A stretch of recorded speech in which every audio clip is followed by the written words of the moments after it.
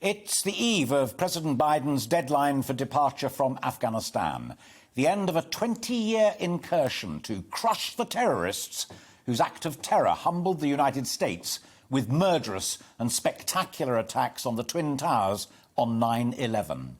Allies, ourselves included, begged for an extension to get more of their own people out, to offer freedom and safety to Afghans who'd worked with and for us, and to offer hope to other Afghans who preferred the status of refugee to that of hunted enemy of the Taliban. The rejection from Biden was brutal and humbling for leaders, ours included. It was stark, and with it came a brutal lesson. The United States had changed. Biden backs Trump's America first, with, if needs be, a twist, America alone. Well, tonight we look at what that means for the world, a little complacent in its post-war comfort of the United Nations, NATO, G7 and all the rest of it, now shaken to the roots by an America pulling its full weight in public and in global gaze.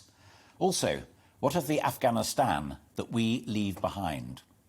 In the immediate term, the seeds of a familiar civil war blossom in the form of ISIS-K suicide bombers seeking to attack an airport which for a few more hours is under joint Taliban-allied control. As one group of US service personnel shuffle the last Afghans to go onto a mighty transport plane and then themselves, others deep in the Nevada desert pilot drones to take out those anti-Taliban terrorists and with them their suicide vests. ISIS-K see the Taliban as softies, but in truth are bit-part players. Many who fought in Afghanistan and have seen it all before say the Taliban will likely welcome with open arms bigger, more sophisticated terror groups again to plot, plan and deliver their brand of mayhem across the world. It is jihad. It is what they do.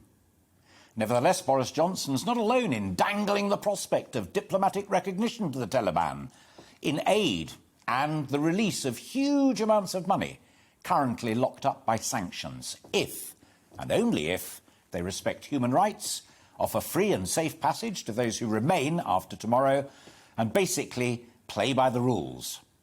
Well, bluntly, the evidence on the ground for optimism is not promising, amid many reports of revenge killings, beheadings of traitors, and the return of Sharia punishments of whippings and amputations. China and Russia, however, seem to have no such qualms over such caveats. It's more than my enemy's enemy is my friend. Neither have such troubles over human rights, and ultimately, as with the mafia, it's business. There's the second biggest copper mine in the world and reserves of precious metals vital to much of the new manufacturing, from smartphones to electric cars. Chinese and Russian relations with Afghanistan, even under its new management, grow stronger by the day. So, two questions tonight. What can we expect from and within Afghanistan in the future?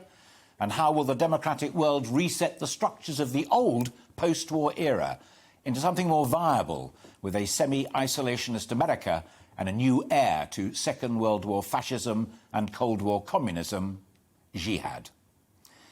I've lived with that post-war settlement and reported on it for 40 years. And gradually it's become clear to me that it no longer reflects the world that we now live in. What's more, the supremacy of democracy and of free markets is no longer absolute. As China grows and grows, what's the point of a system that excludes them and won't challenge them? Russia's bandit economy and oppressive foreign policy leaves it sanctioned and accused, too, of state-sponsored murder.